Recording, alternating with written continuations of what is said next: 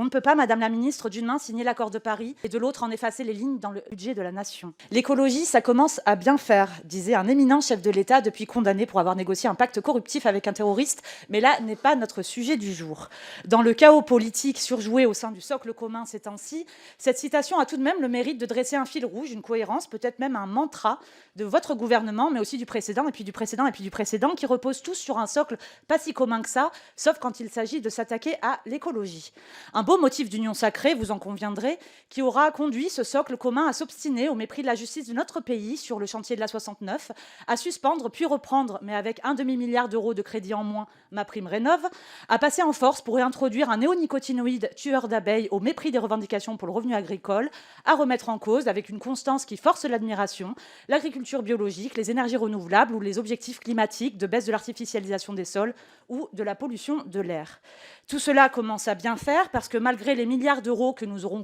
coûté les canicules et les feux dans l'Aude cet été, qui s'ajouteront donc aux 40 milliards d'euros d'économies qu'il faudra faire pour éponger votre dette, je dis bien votre dette, vous réaffirmez ce cap dans ce budget. Tout cela commence à bien faire, et plutôt que de sortir des dépenses néfastes au climat et d'enclencher les investissements supplémentaires nécessaires, il faudrait 110 milliards d'euros par an d'ici 2030 par rapport à 2021, vous préférez surtaxer l'énergie solaire, réduire le budget du fonds vert à 650 millions d'euros au lieu des 2,5 milliards annoncés l'an passé, une double division par deux en un an, chapeau l'artiste. Vous préférez baisser les crédits nécessaires à la préservation de la biodiversité, aux parcs nationaux et aux réserves naturelles, et faire de même globalement pour tous les budgets de la transition.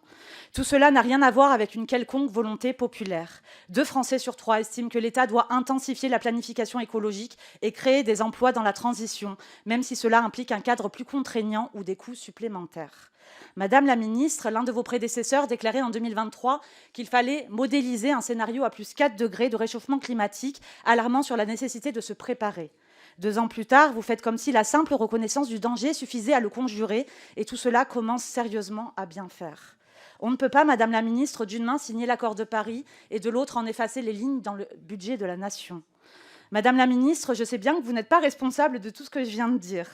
Mais par contre, vous serez responsable à partir de maintenant. De chaque ligne budgétaire sur la préservation d'un vivant qui s'effondre, sur les mobilités durables ou les polluants éternels, de chaque recul sur la dignité des plus précaires face aux impacts de l'inaction climatique, de chaque poste en moins à l'ONF, aux parcs naturels, aux collectivités en charge de la transition. Responsable enfin de chaque vie abîmée par cette inaction, de chaque avenir amputé pour les plus jeunes. Madame la Ministre, ma question est donc simple. Comment comptez-vous être responsable de tout cela ?